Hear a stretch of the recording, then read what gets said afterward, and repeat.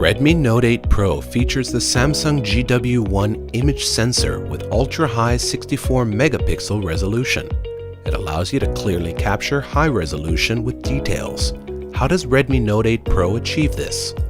The 64 megapixel main camera of the Redmi Note 8 Pro has a 1.7 inch image sensor. This is significantly larger than the normal image sensors used in other smartphones. Light transmits through the lens, and the image sensor and processors convert light into images. We can compare the impact of the size of the image sensors by using two measuring cups with different rim sizes to represent two different image sensor sizes. As we spray water over both measuring cups at the same time, you'll find that the cup with the larger rim size is able to collect more water. Sensors act much in the same way.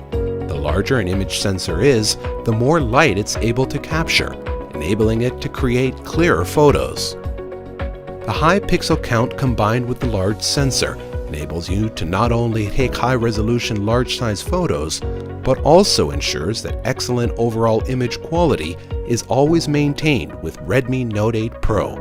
Use the 64 megapixel Redmi Note 8 Pro to capture even better high-quality photos.